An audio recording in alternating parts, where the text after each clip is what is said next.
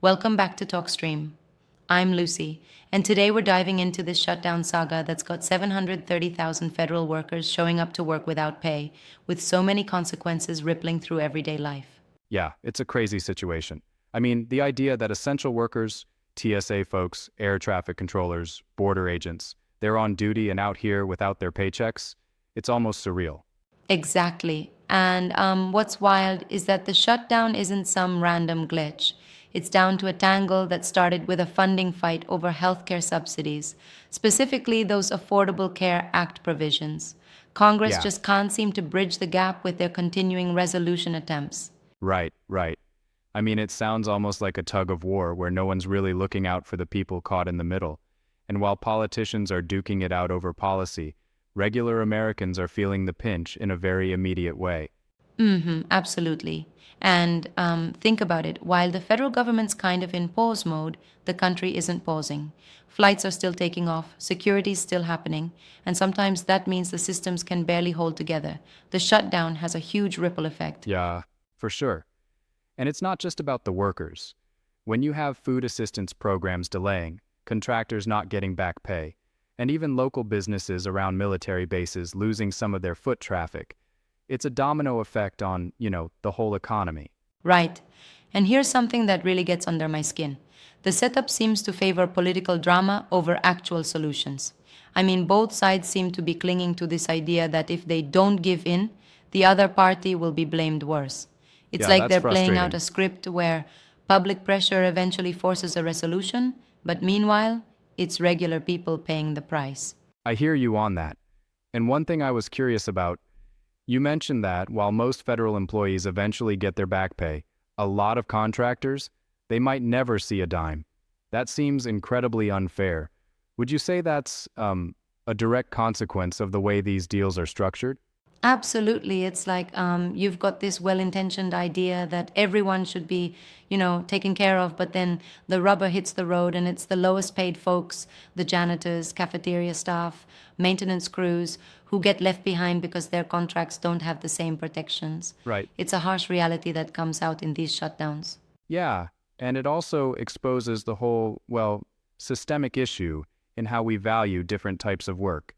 I mean, those workers are essential, and yet here we are, seeing them vulnerable because their pay structure is so precarious. Exactly. And it's not just about the wage issue, it's about access to basic necessities. Imagine having to worry about gas, rent, and food just because the government can't get its act together politically. The emotional toll Yeah. on these families is enormous. Right, and on top of that, the longer this shutdown drags out, the more uncertainty everyone faces, from economic data releases stalling to markets freaking out over the lack of clarity. It's like a pressure cooker just waiting to explode. Exactly, and then there's the looming question: what actually breaks first? Historically, we've seen that when enough TSA and air traffic controllers call in sick or even decide it's too much to bear, flights get delayed, and that's the moment that real, tangible pressure builds on Congress. It's I get almost that. like a ticking time bomb. But here's where I respectfully have to challenge something. Isn't it a bit, I don't know, disingenuous that the system might only restart government operations when the inconvenience of a canceled flight forces every ear to listen? Shouldn't it be about the welfare of the workers first and foremost? That's a great point, and I totally agree. It's disheartening to think that large scale change might only come when the public faces disruption, like a stalled air travel system, rather than when the direct human cost, like missed rent or the inability to feed a family, becomes undeniable. Yeah, Unfortunately, politics often move more from public inconvenience than human decency. and that's the part that really leaves you wondering. Why is it that political compromise is so elusive? It seems like they keep opting for short-term fixes instead of addressing the root cause of these issues. Exactly. It's like they're willingly kicking the can down the road. The likely scenario is a short term funding bill that keeps the government humming just enough until the political pressure heats up again, but it doesn't resolve the broader underlying disagreement over healthcare funding. It's a band aid on a wound that just keeps reopening. Which brings us to the heart of the matter. If you're one of those federal workers or someone who depends on them, How much longer do you think this will spiral out before a deal gets made? Well, that's the million-dollar question, isn't it? Experts are saying it could be days, maybe even weeks. The shutdown doesn't end until the pain becomes too much for politicians to ignore, though that threshold isn't always Right. clear-cut, you know? Pressure eventually builds, but it's a very unpredictable process. It almost feels like this whole situation is a sort of reluctant wake-up call, or maybe a tragic reminder, of how disconnected political games can be from the everyday struggles that people go through. Yeah, exactly. And that's why it's so crucial for us to share these stories. Every federal worker, every family suffering behind the headlines, their voices can push Congress to finally put the welfare of people ahead of political posturing. The human Yeah, side of that's so this story important. is what should drive real change. Right.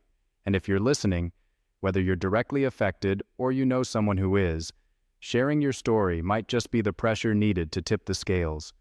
It's real talk, and it's necessary. Absolutely.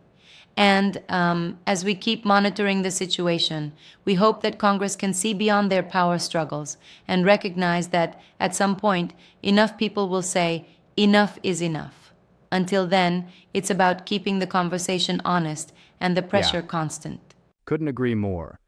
And I think, while it's easy to get cynical about how long politicians drag these issues out, there's also hope in knowing that public momentum, especially when real disruptions, like delayed flights, occur, can finally force a breakthrough.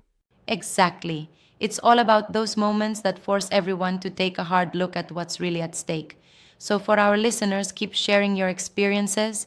Let Congress know that the human cost is just too high to ignore, regardless of how many rounds of political games are played. Yeah, well said. Thanks for unpacking all of that, Lucy. And thanks to everyone tuning in. Your voices matter, and together they can make a difference even in the midst of such a challenging situation. Absolutely. We'll be here with updates as soon as there's any movement. And until then, stay informed and keep the dialogue going. Thanks for joining me on TalkStream. Take care, everyone, and as always, keep speaking up. After all, real change starts with those voices being heard.